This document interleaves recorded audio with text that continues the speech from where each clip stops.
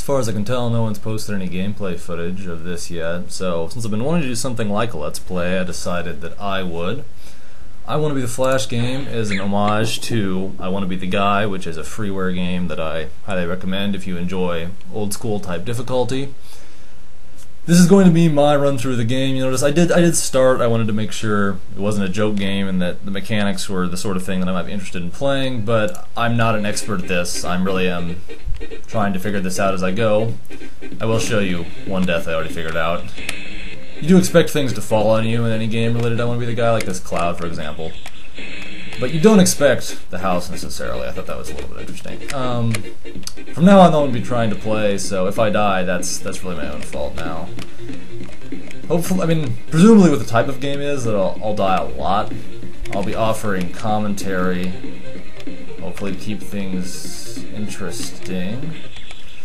But, I don't know, I'll have to resist the urge to... See, that's interesting. Now I could just walk on that spike, and most likely not in the others. It's sort of an interesting puzzle, though, in a way. Though I didn't really see any other way across that gap, so it's not like you had a lot of options. Okay. And we have a scene change. I'm all for that. It's a more interesting-looking art style. It's reminiscent of some other games. Huh. Now, I can't tell if those just changed randomly, or... Huh. Well, either way, I got across in one go, so who knows what the exact... Oh, okay, we have Pyramid Head. Boss type thing. Man, he's got a large range. However, I'm really not sure what I'm supposed to be doing here. The plot of the game is that you don't have your gun, so I assume if I jump on him... Oh, there we go. I assume if I jump on him I will die, because that is definitely how I Want to Be the Guy rolls. Or it's, you know, most bosses will like do damage to their surroundings or something to that effect. I don't know if it could be something more like that. Right now I'm jumping and dodging, which is not... Or he could just go through the wall and have a fake boss, I guess. That happens. Fortunately, we get to another save point. Of course, things flying out of nowhere. How much you want to bet there'll be a ton more of those? See, I don't know. These can be a fun gameplay device, but you don't have too much random stuff hopping out. Yeah, okay. I figured there had to be a third one on that. Well, I hope that I'm not here too long. This is going to be a difficult segment. Now, I do enjoy this kind of thing, and I Want to Be the Guy. I don't know, so far... Well, it's interesting. We'll see. Oh, did you notice that? The platforms don't have friction, which means that if you don't press the button to keep up with them, you will just fall. That could be unfortunate. That's interesting. You notice I fell through the platform there.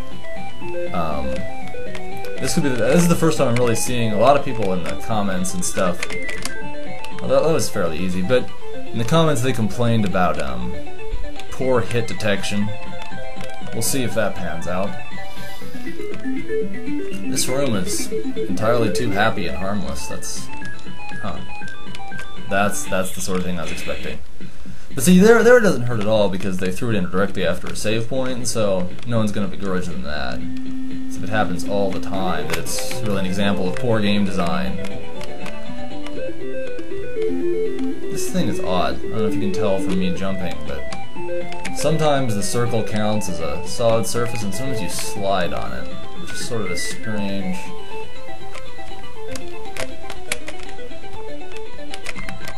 Oh, that's odd. I'm not always just falling to my death stupidly here, even though that's how it might look.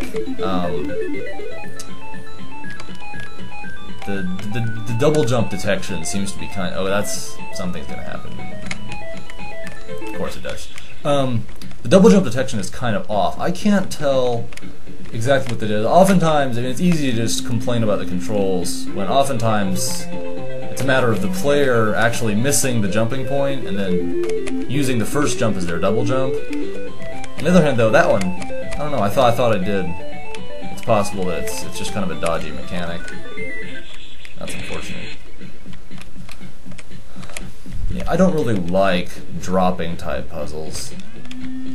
The difficulty is a little bit artificial. It just requires hair trigger reflexes. I want to be the guy who used them a fair amount, though typically it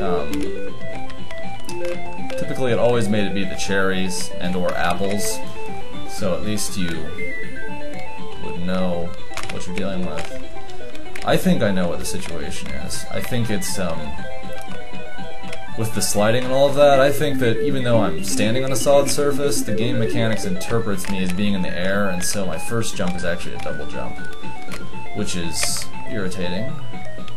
Especially since this, the Awesome Face windmill serves no real purpose. Also, I just noticed that, it appears that pressing R to reset doesn't add 1 to the death count, which does do it. I want to be the guy. I'll be hitting R a lot, not so much because I'm trying to keep my death count low, but simply because I would like to keep playing as fast as possible. This video is already 5 minutes long, and I don't know how far I am through the game.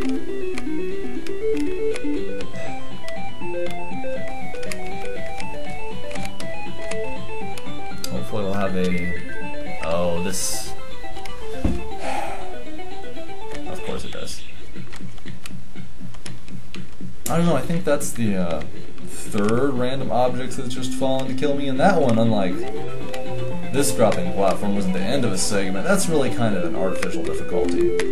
I mean, if you had a game that was nothing but a ton of objects that would randomly drop, the game would be difficult, but people wouldn't play it because there wouldn't really be any substantial point. Also, it makes you paranoid about everything. Like those windows look like they could drop, but also the things on top could drop it. Just about anything. Oh, there we go. And I am sure that I will. That looks great. As a general rule, I choose the... Okay, that didn't help there. As a general rule, I choose the most difficult to reach option, just assuming that if the creators think people will try from easiest to hardest, then you would spend the longest... Well, right now it's working okay. Let's see how much that... Though it's really too bad they don't have a save point here. Hopefully it'll be right after that, but it's like, that previous part was just a trial and error segment, so there's really no point in repeating it. Unlike a skill segment where you can prove that you can do it that was just my fault. And having several skill segments between save points proves that you can do it more than once and didn't just luck through the process, whereas a trial and error segment like this, there's really no point in repeating it. Hopefully it'll be a save point within easy access here. Though, here I guess I should be thankful for the bad hit detection. That's unfortunate. The hit detection on these spikes is pretty lousy, which actually helps out in that bottom part because it's much easier to jump through. Like, there were lots of spike areas like that, and I want to be the guy, but there the hit detection is really exact, which makes it more difficult.